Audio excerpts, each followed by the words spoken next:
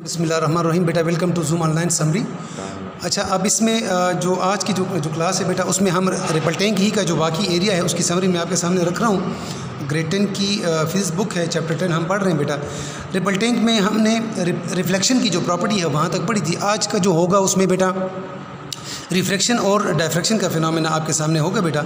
Refraction क्या होता है बेटा? When waves enter from one medium into the another medium there speed changes, this phenomena is called refraction.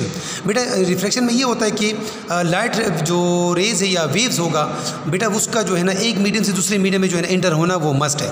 अब चूंकि हम रिपल टैंक में सिर्फ एक ही मीडियम को देखते हैं, तो रिपल टैंक में वाटर के ऊपर, सरफेस के ऊपर जो वेव्स पैदा हो जाती है बेटा, जब वो डेप्थ की तरफ जाएगी तो डेप्थ की तरफ जाते हुए उसमें जो है ना चेंजेस हम देखते हैं, और वो चेंजेस उसी तरह हो जाती है जिस तरह अगर लाइट जो वेव्स हैं ना वो एक मीडियम से दूसरे मीडियम में अगर एंटर हो रही हो। ठीक है बेटा, मैं दोबारा बताता हूँ। यानी अगर वेव्स मेरे पास वाटर सरफेस के ऊपर जो वेव्स है वो शैलो यानी ऊपर जो कम गहरा जो पॉइंट है उससे ज़्यादा गहराई डेप्थ की तरफ वो जाएगी, तो बेटा वहाँ पे हम जो स्पीड है और जो वेवलेंथ है उसमें जो है ना हम चेंजेस वो देखेंगे। तो रिपल टैंक के थ्रू भी इस जो प्रॉपर्टी है, जो वेव की जो प्रॉपर्टी है रिफ्रैक्शन, उसको जो है ना बेटा हम जज कर सकते हैं। अच्छा, अब इसमें ये भी देखें, ये देखें मैं आपके सामने डायग्राम रख रहा हूँ। ये देखें बेटा, ये रिफ्रैक्शन है। ये जहन में रख ले बेटा कि यहाँ पे कोई रिफ्लेक्शन जो है ना वो नहीं हो रही, क्योंकि यहाँ पे जो शैलो एंड से जो वेव्स आ रही है और जो डीपर पॉइंट की तरफ जा रही है तो ये बिल्कुल स्ट्रेट आ रही है। चेंजेस के लिए जो स्पीड और डायरेक्शन में जो चेंजेस के लिए वो जो है ना बेटा वो बाउंड्री के साथ ये कुछ एंगल बनाएगी, बिल्कुल स्ट्रेट नहीं आएगी जिस तरह हमारे पास लास्ट फिगर में है। जब बाउंड्री के साथ कुछ एंगल बना के हुए जाएगी बेटा डेप्थ की तरफ, तो फिर जो है ना ये आप देख रहे हो कि बिल्कुल स्ट्रेट लाइन नहीं है, जस्ट लाइक दिस। ये देखिए बिल्कुल स्ट्रेट आ रही है। ये इंसिडेंट है, ये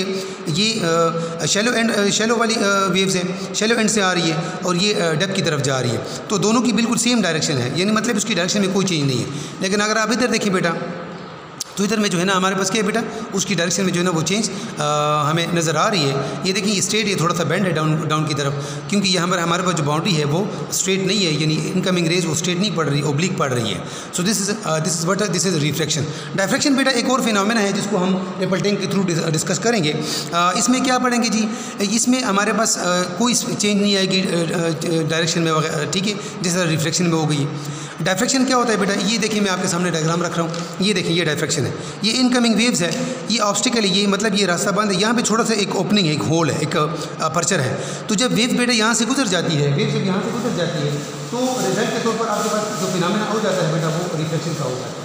अच्छा, अब इसमें एक और चीज़ नोट करें कि जितना ये ओपनिंग स्मॉल होगी बेटा तो आपको जो है ना एक बेस्ट जो है ना आपको जो है ना जो क्या है जी, जो डायफ्रैक्शन का फिनोमेना है वो आपको मिलेगा। लेकिन अगर वेव की जो वेवलेंथ है और जो साइज़ है उससे यानी साइज़ ज़्यादा है और वेव की जो वेवलेंथ है वो कम है, तो फिर जो है ना आपको ये शेप मिलेगी, यानी कम जो है ना, या इस तरह भी हम कर सकते हैं कि जो है ना जो एजेस वाले हैं, जो एजेस वाले ये देखें इनकमिंग जो एजेस वाले वेव्स है, जो रेज है वो इफेक्ट होंगे और सेंटर वाला उसके ऊपर कोई इफेक्ट नहीं होगा।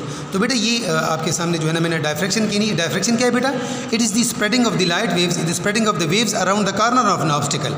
जिस तरह बेटा अगर आपने फॉर एग्जांपल इस डायग्राम में देखा है तो ये आपको जो है ना एक बेस्ट वो दे रहा है आइडिया। और ये बात भी आप जहन में रख लें कि जितना ओपनिंग स्मॉल होगा तो बेस्ट आपको रिजल्ट मिलेगा, सर्कुलर शेप मिलेगा। जितना ये ओपनिंग बड़ा होगा, वेव की वेवलेंथ स्मॉलर होगी, तो जो है ना फिर आपको जो है ना वो एक ग्रेटेस्ट रिजल्ट नहीं मिलेगा। ठीक है जी। इस तरीके से द वेवलेंथ और speed of wave is not affected by the wavelength और speed of a wave is not affected by the diffraction. जिस तरह मैंने आपको बताया था कि डायफ्रैक्शन में जो वेव की जो स्पीड है या वेवलेंथ है वो बेटा वो अफेक्ट नहीं होगी, उसके ऊपर कोई असर नहीं पड़ेगा, जिस तरह हमारे पास जो है ना वो उसमें जो रिफ्लेक्शन में हो जाता है। This was all about the summary of today's topic. Until the next summary, अल्लाह हाफिज़।